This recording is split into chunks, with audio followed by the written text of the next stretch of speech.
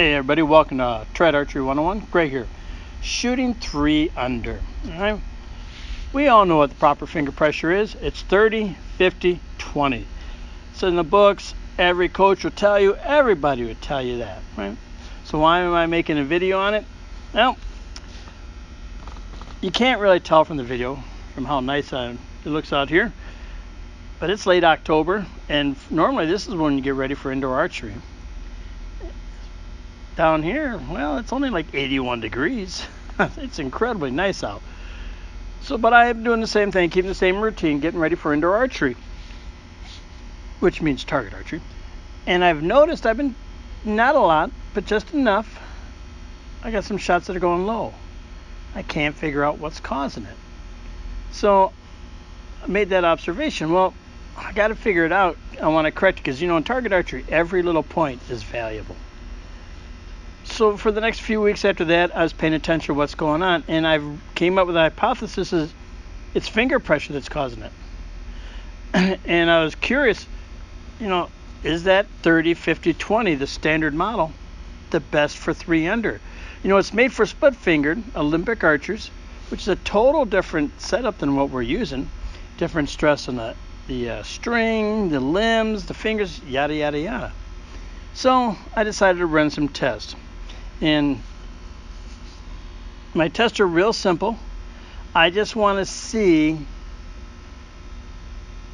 does changing the finger pressure affect how I shoot using a traditional wooden bow? Now, this is not about ILF rigs. This is not about anything else. This is about shooting a non-ILF wooden takedown bow. All right, because with ILS, it's a totally different creature. I don't care what people say, it's a totally different creature. Shooting one of those and shooting one of these. Many similarities, but they are still miles apart, right? So, first thing we're going to cover, I'm going to show you the equipment that I used for this test. Remember, we're testing whether finger pressure affects how I shoot with a wooden takedown bow.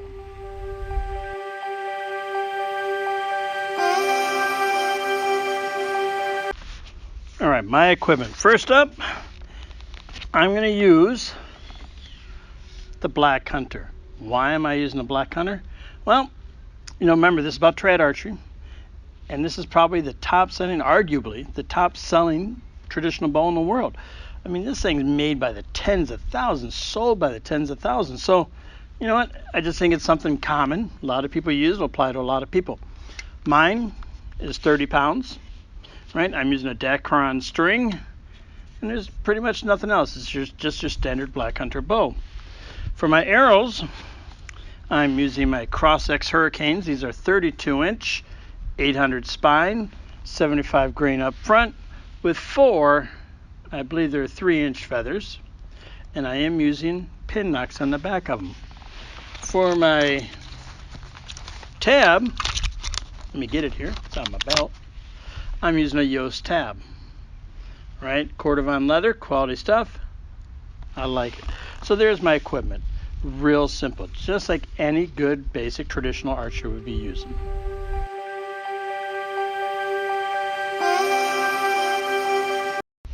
For the test, I'm going to do 3 tests. I'm going to test speed, consistency, and accuracy. Those are the 3 big ones that I figured out that I could test and that I view are important.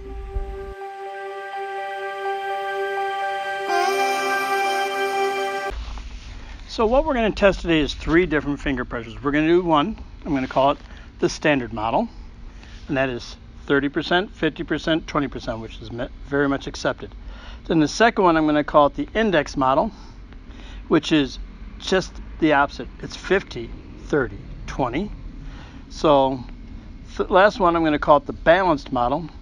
And this is a rough approximation because I really don't tell you what the percentages are. I really don't know them. But this is what it feels like to me. And this one I added in at the last minute.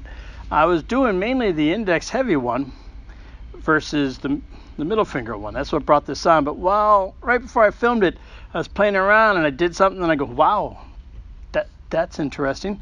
So I thought I added in. And on the equal one, it's 40, 40, 20. All right. So really all it is best way to describe it is the ring finger is not just laying on there. It is engaged, but it's not pulling heavy. All right, so there's the three. We got the standard, the index, and the balanced.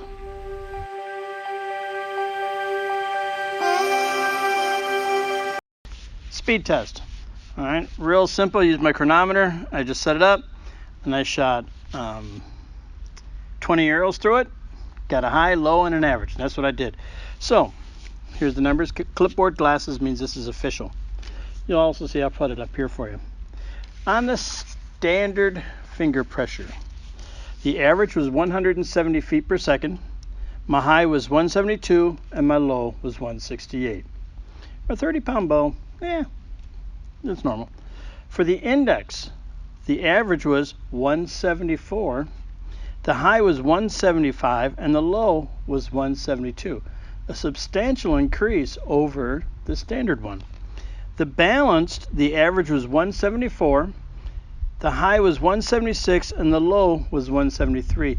You know, the average was tight, but it was the highest speed I got was with that, and it also had the highest lowest speed.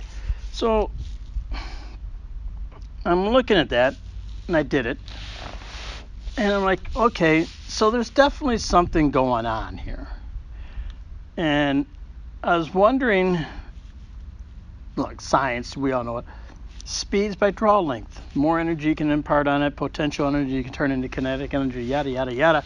So I threw another test in, and I checked my draw length, and you'll see it here. I'll put up the pictures of it showing, comparing them. So using the standard finger pressure, I had a 28-inch draw length. This is my target shooting. I'm not shooting back here. I try to get under my eye. With the index method, I had a 28.25 inch. Interesting, a little bit more. And with the balance, I had a 28.75. You know, and you'll see up here, I'm going to put a video up real quick. I could feel a difference in it once I paid attention to it. And what I did is I went middle finger pressure and then pulled back with the ring, and you can see that right there. Look how much that arrow moves, almost half an inch. You know, that's incredible. And half inch is a lot. And that's what I was seeing. I really think I'm onto something. It's what I'm seeing down the range. So there you go. For the speed test, the balanced appears to be the best choice.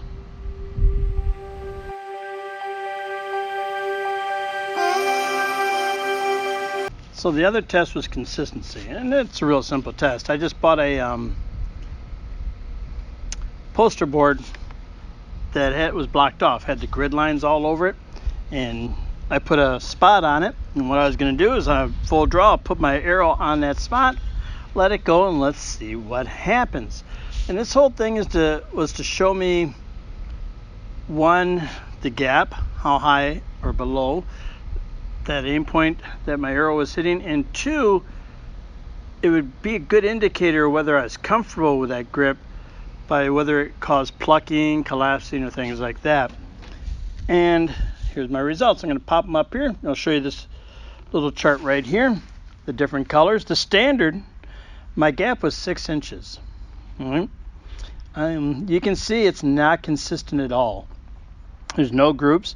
I had a lot of them to the left, which was plucking. And the farthest shot from the target was 5 inches. Now, if you can see it on the picture here, each square is a half an inch. That's what it turned out to be. So, you know, it's not bad. I was not happy with it, but a lot of plucking. It just, for whatever reason, I was plucking.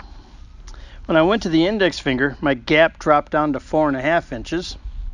So it lost 1.5 inches, so I'm 1.5 inches closer to my target if you don't know what gap shooting is. As you can see here, there's two distinct groups, one in the center and one to the left, right? And I had one shot that went heavy to the right over here, and that was just me collapsing. That was a big collapse, just a screw up on my behalf. Never did it again. The shot that was farthest from the target was 4 inches to the left. So you can see by using the index finger over the middle finger, I got much more consistent and less variation. And finally, the balanced. My average gap was 4 inches. So it's even closer than the other two. And as you can see, look how much tighter groups I have. Much, much tighter groups. And there's far less plucking going on. And if there was plucking, it only affected it by maybe an inch. And my farthest shot was a hole 2 inches wide.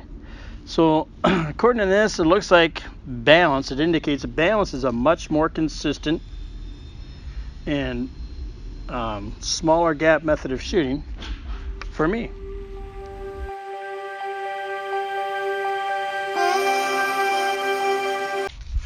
And the final test is accuracy.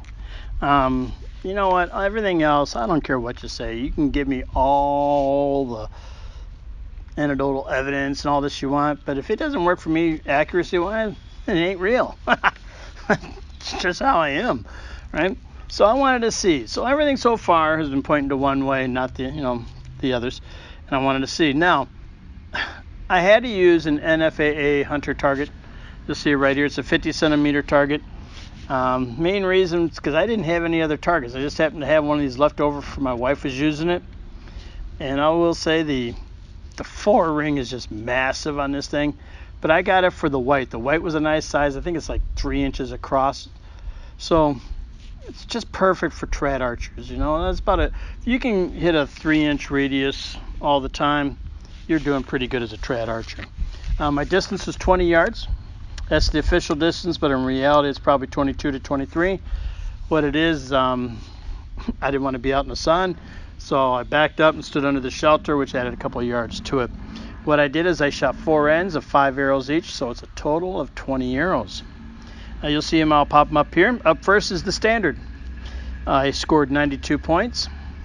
I had 1 X, and I had 8 shots that were not in the white. You can see it's not bad, and it's not good, but it's not bad. Now we'll go to the index. My score is 93, up 1. I did have 4 X's, and I had 7 not in the white, so it's just a slight increase. And then finally is the balanced. I had a score of 97, an increase of 5. I had 8 X's, and I only had 3 shots that were not in the white. A marked improvement. My gap, when I shot the standard, I found my arrow was on the bottom of the target. With the index, it was about a couple inches below the white circle, and with the balanced, it was right on the bottom of it. And I will say that shooting the balanced, it was much easier for me to put it where I needed it, because that 2 inches, what's 2 inches below something at 20 yards?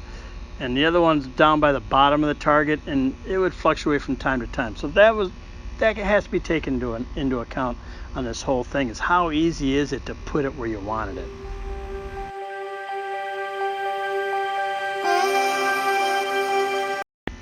All right, everybody, my test, right? And I have to admit, I'm surprised by it. And the reason, for whatever reason, I just thought the index finger one, the reverse of the traditional, was going to work the best. Like I said earlier, I threw in the balanced one. Don't need this, ain't reading no more. I threw on the balanced one on a whim. And I was not expecting it to do as well as it did. It just looks like a clear-cut choice to me. It just did everything so much better. Besides the measurable test, the biggest thing to me is comfort. I know you can't measure it, but you can. The one that I was most comfortable with was the balanced, and if you look, it did the best in all 3 categories. So, technically you can't measure it, but you can by the results, can't you? I scored the highest, had the fastest speed, and I was the most consistent, and that's what we're sort of looking for. I think the big thing with it, for me, it's just with different pressures and fingers and all that, different things, I have a hard time letting them all go at the same time. But when they're all really close to each other, it's much easier for me. And I think that's what's going on. I'm just going to say, look, from that balanced, I am just so comfortable. At full draw, I'm looking down that arrow. I don't really, I use more split vision, but I'm looking down there, I'm looking right at my target, and in my head, it's like, this is good. Just relax, which I do. I get my head, relax, just hold, and boom, I can let go. The others, I'm thinking, okay, fingers, is this right? Is this right? Is this right? Okay, that's good. All right, yep, that's good enough, good enough, good enough. Let go. Total different mindset, and I think that's the biggest thing. So, is the standard pressure 30, 50, 20 the best method for 300 shooting with a wooden traditional takedown bow? My data says no. My scores say no. And I say no. I got a new way I'm going to do it. I'm going to stick to it. I'm going to practice it. And we'll see about it over time. So, let me know what you think. Have you tried it? If you haven't tried it, go out and try it. And then let me know how it works for you. All right, everybody. Thanks for watching. Don't forget to subscribe. Oh, and check out my website right here, 3darchery.net.